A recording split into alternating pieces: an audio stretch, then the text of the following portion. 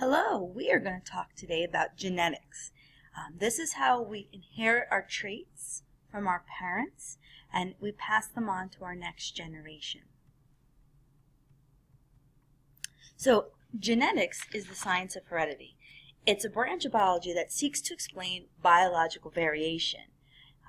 It's going to be talking about how the genes are passed on from parent to the offspring. And it does explain the stability of inheritance and also variation that exists between the offspring from one generation to the next. So the main man when we talk about genetics is Gregory Mendel. Okay, he was an Australian monk with a very strong mathematical background. He started to do his research on pea plants, and that's how he figured out how certain traits were passed from parents to the offspring. Now, he took pea plants to experiment with because they're easy to grow, they develop quickly so they have a very short lifespan, they exhibit many traits that have two different forms like tall versus short, purple versus white, and he can fertilize them. Okay? Now, as far as his background went, he lived in Czechoslovakia, and he entered the monastery in 1843. Now, he was assigned to be a temporary teacher, but he did fail the exam. So then he went to the University of Vienna, and there were two main professors that did inspire him. One was a botanist, and one was a physicist. And that's kind of how he based his laws when we talk about genetics. And when we talk about the early genetics, we're going to be talking about what Mendel did and how Mendel worked with the pea plants and what he found out, like versus dominant versus recessive and so forth. So these are the traits that Mendel studied. All right. Again, there were two distinguishable forms. All right. The garden peas, remember, are easy to grow, very short generation time. There were 22 different varieties that Mendel did choose for his experiments. So when we do some of the problems, we will be talking about his different forms. And this is just how he was able to fertilize his pea plants. Okay. So these are some information about how we have some very important information from Mendel's experiments. Okay, he did find that the parent generation is the true generation. Okay, they are the ones that have what we're going to call homozygous. Okay, so when he crossed two short pea plants together, all the offspring were short. When he crossed the tall pea plants with tall pea plants, he either got all tall plants or some tall, some short. And what he was able to figure out then was that the dominant trait was tall because tall seemed to mask the short pea plant in the F1 generation. And the F1 generation is the first generation from the parent generation. Okay, and this is all through a monohybrid cross. So, when he figured this all out, he came up with two basic laws of heredity. One is called the law of segregation, and the other is called the law of independent assortment. Now, the law of segregation is pretty much how the alleles separate. All right? So we know that each individual has two factors for each trait. These factors segregate or separate during the formation of gametes in meiosis. And we know that when we make our gametes, our sperm and our egg, through meiosis, you only get one chromosome or one factor. All right?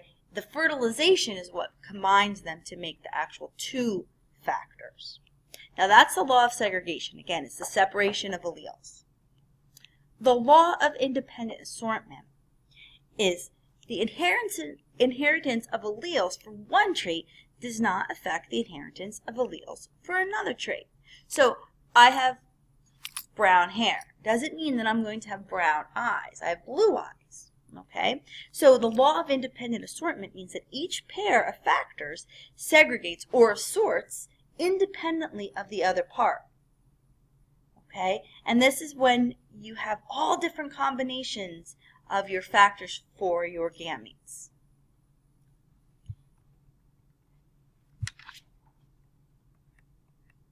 So just to review a little bit about the genetic terminology, a chromosome we know is found in the cell's nucleus.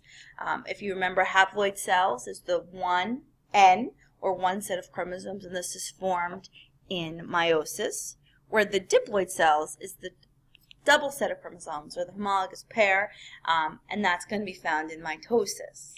Okay, and the chromosomes are X. The gene is the part of the DNA that codes for the production of a specific protein. And that could be like stem length or seed color.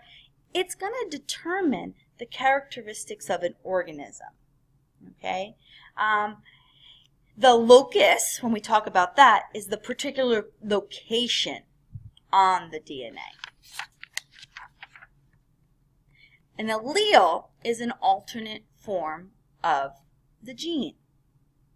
Okay? And if we said that eye color is the gene, an allele would be blue eyes, brown eyes. Okay?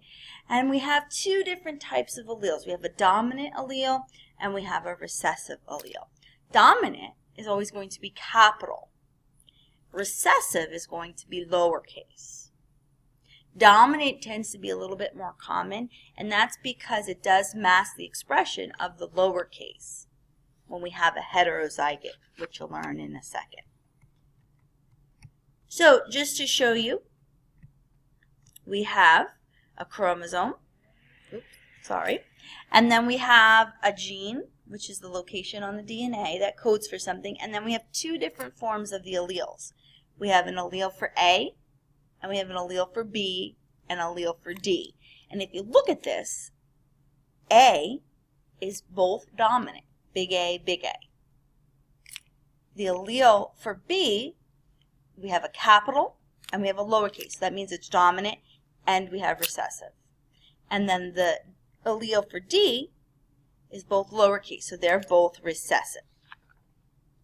Now, if they are identical, like capital T, or lowercase t, that means it's homozygous. When they're different, it's called heterozygous, and that would be big T, little t. So homozygous dominant is capital T. Homozygous recessive is lowercase t, and then the heterozygous is capital and lowercase. Now, there's some more terms that we need to talk about. Genotype is the allele combination in an individual. This is the genetic makeup. These are the two letters that code for something.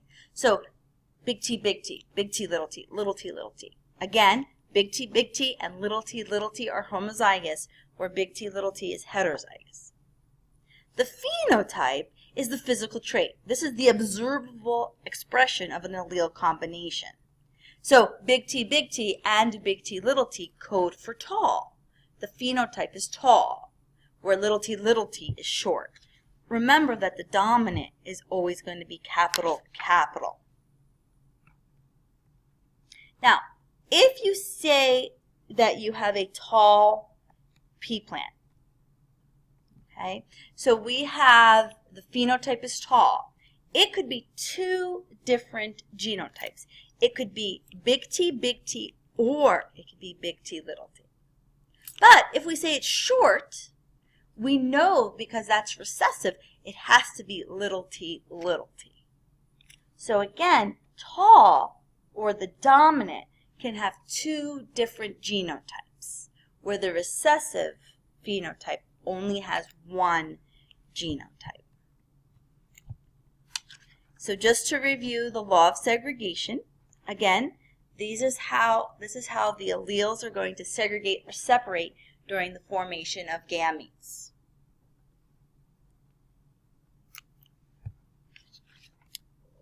Okay. Now, Punnett squares are going to be very helpful in figuring out the offspring of our generations. Okay. The parents, okay, that generation is called P generation. What's inside of the box is typically the F1 generation, because that is the offspring that results from the parents crossing.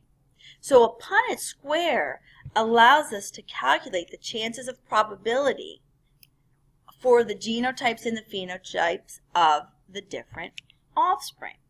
So when you look at this, you can see that we have one homozygous big T, which codes for tall, two big T, little t's, which also codes for tall, and then we have one little t, which is going to code for short.